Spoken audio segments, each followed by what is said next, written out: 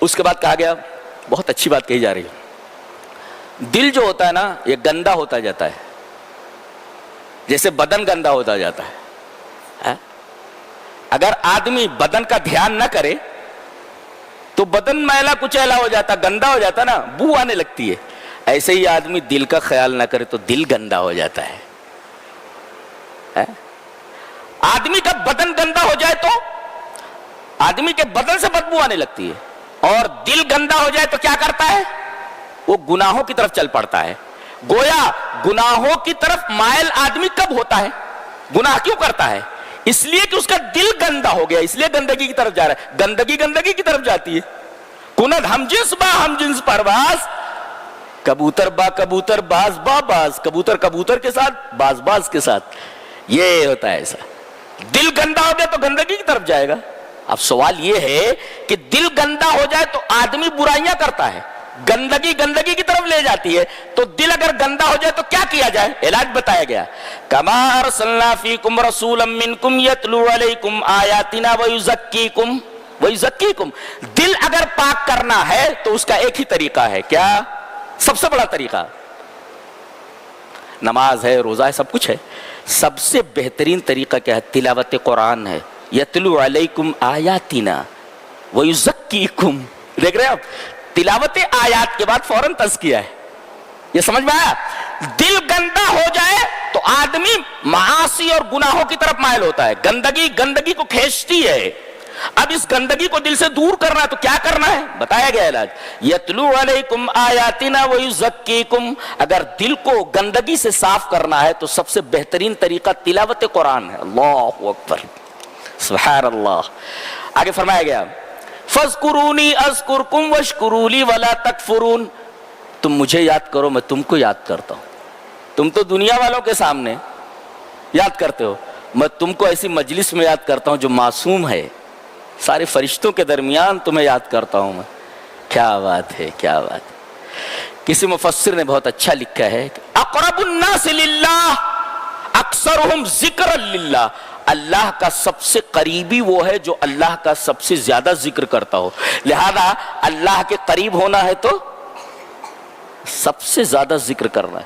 جتنا ذکر کرو گے اللہ کا اتنا ہی تم اللہ کے قریب ہوگے۔ اور سب سے بہترین روزہ دار کون ہے؟ روزے سے ہے نا، تو سب سے بہترین روزہ دار، الوابل السیب میں علامہ ابن قیم نے لکھا ہے کہ افضل الصوامی، صائم کی جمع صوام، جیسے وائز کی جمع اواز، تو افضل الصوامی اکثرہم ذکرا للہ، سب سے بہترین روزہ دار وہ ہے جو روزے کی حالت میں اللہ کا کثرت سے ذکر کرے۔ اللہ، تو سب سے بہترین روزہ دار کون نہیں بننا چاہے گا؟ لہذا سب سے بہترین روزہ دار اگر بننا چاہتے ہو تو زیادہ سے زیادہ اللہ تبارک و تعالیٰ کا ذکر کرو۔ اللہ، کیا کتاب ہے، اللہ اکبر، پاگل کر دینے والی کتاب ہے، سبحان اللہ۔ وَلَا تَقُولُوا لِمَنْ يُقْتَلُ فِي سَبِيلِ اللَّهِ اموات۔ مرنا دو طریقے کا ہوتا ہے، ایک چارپائی پر اور ایک اللہ کا کلمہ بلند کرنے کے لیے اعدائے اسلام سے میدان میں، میدان حرب میں۔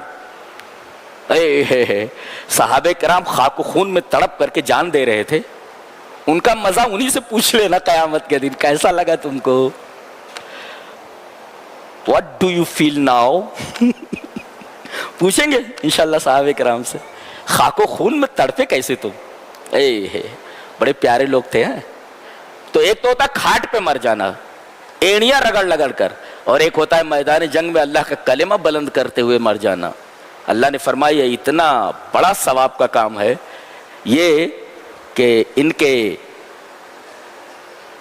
جتنے بھی ساتھی ہیں، جتنے بھی لوگ ہیں، انہیں مردہ نہ کہو۔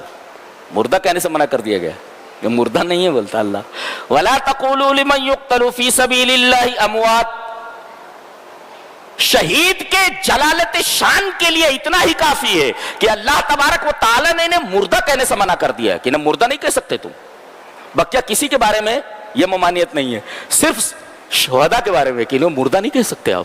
ارے انہوں نے اس طرح موت حاصل کی ہے کہ لاکھوں زندگیاں ان کے اوپر قربان کر دی جائیں۔ یہ ایسی موت ہے، بعض موتیں ایسی ہوتی ہیں جن پر ہزاروں زندگیاں قربان کر دی جائیں، یہ ایسی موت مرے تو ان کو مردہ نہ کہو، یہ شہیدوں کی جلالت شان کے لیے کافی ہے۔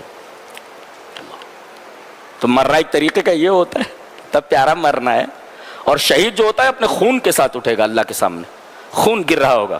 اللہ کیا مرتبہ ہوگا ان کا. اللہ کہیں یہاں نیزہ لگا کہ یہاں تلوار لگی ہے، خون گر رہا ہے، رب تعالیٰ کے سامنے ایسے ہی حاضر ہوگا. کیا مقام اور کیا مرتبہ. اللہ سے پوچھنے کی کوئی ضرورت باقی رہتی کیا وہاں. ایسے لوگ